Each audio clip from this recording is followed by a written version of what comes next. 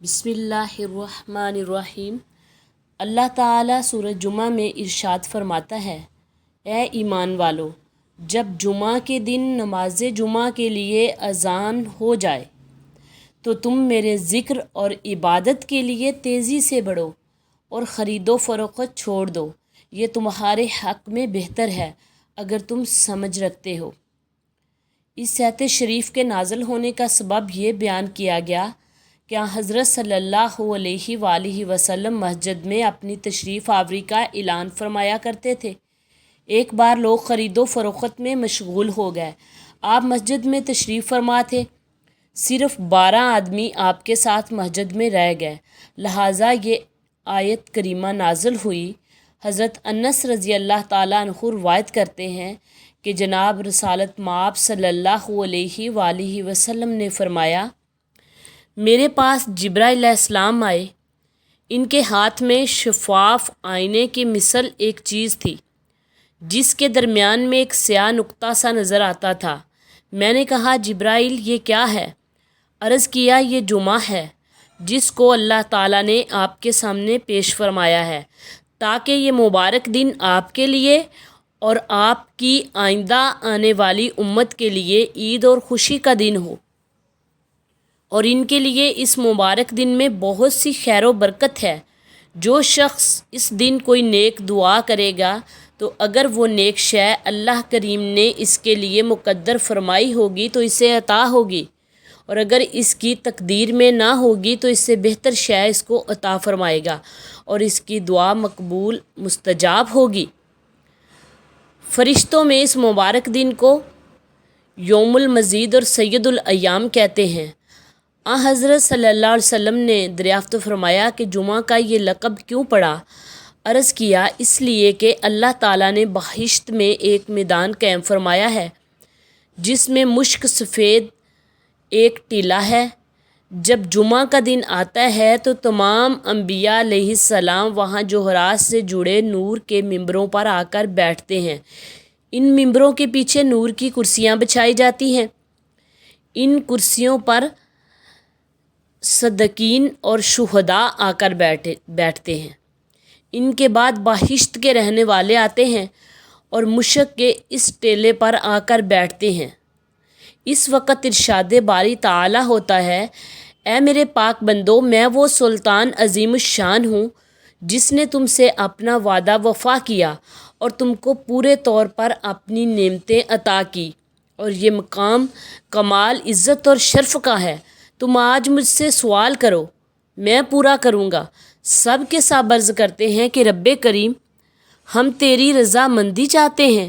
پھر ارشاد ہوتا ہے کہ میری رضا مندی ہی ہے کہ میں نے آج تم کو اپنا مہمان بنایا اور بڑی عزت اور کرامت عطا کی۔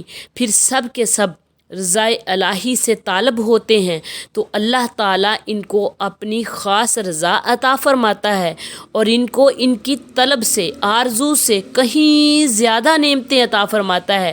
اس سارے معاملے میں فقط وقت اتنا صرف ہوتا ہے جتنی دیر میں امام نماز جمعہ سے فارغ ہو کر واپس ہوتا ہے، اور ان کی آنکھوں میں وہ سما بن جاتا ہے جس کا نہ کبھی کسی کے دل پر اندیشہ یا خیال گزرا اور جس کو نہ کسی آنکھ نے دیکھا۔ اس وجہ سے فرشتے اور آسمان کے رہنے والے سب سے زیادہ آرزو مند رہتے ہیں کہ جمعہ کا دن آئے تاکہ ان کو عزت اور کرامت زیادہ حاصل ہو۔ اس بنا پر اس مبارک دن کا نام یوم المزید رکھا گیا اور اسی دن قیامت قائم ہوگی۔ حضرت انس بن مالک رضی اللہ تعالیٰ عنہ روایت کرتے ہیں کہ رسول اللہ نے فرمایا، ایک نماز باجماعت دوسری نماز باجماعت تک اور ایک جمعہ دوسرے جمعہ تک ان تمام گناہوں کا کفارہ ہے جو اس کے درمیان میں سرزد ہوں، البتہ کبیرہ گناہ معاف نہیں ہوتے۔ حضرت ابو ہریرہ رضی اللہ تعالیٰ عنہ فرماتے ہیں کہ جو شخص اچھی طرح وضو کرے، پھر جمعہ پڑھنے کے لیے مسجد میں آئے اور خطبہ کو خاموشی سے توجہ سے سنے تو اس کے تمام صغیرہ گناہ جو اس جمعہ سے آئندہ جمعہ تک صادر ہوں گے اللہ تعالیٰ بخش دے گا، اور 3 دن زیادہ کے یعنی 10 دن کے گناہ معاف ہو جائیں گے۔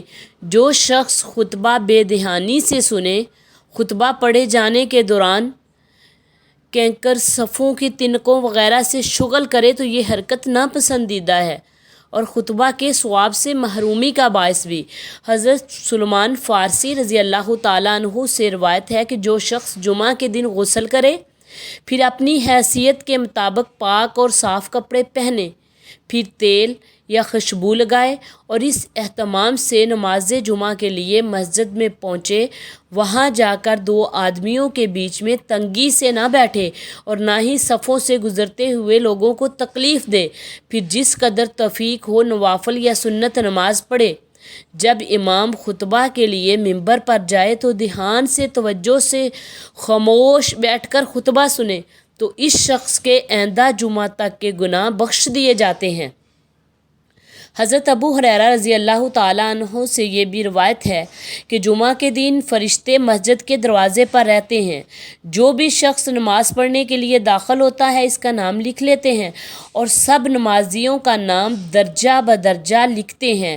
انہی سے ایک اور روایت ملتی ہے کہ جو شخص جمعہ کے دن غسل کرے پھر مسجد میں ٹائم سے پہنچے تو گویا اس نے ایک اونٹ اللہ پاک کی راہ میں قربان کیا، اس کے بعد آنے والے کو گائے کی قربانی کا ثواب ملے گا، تیسرے نمبر پر آنے والے کو مینڈے کی قربانی کا ثواب ملے گا، اس کے بعد آنے والے کو اس قدر ثواب ملے گا گویا اس نے ایک مرغی اللہ کی راہ میں دے دی۔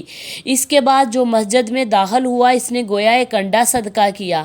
پھر جب خطبہ پڑھنے کے لیے امام ممبر پر آتا ہے تو فرشتے جماعت میں شامل ہو کر خطبہ سنتے ہیں۔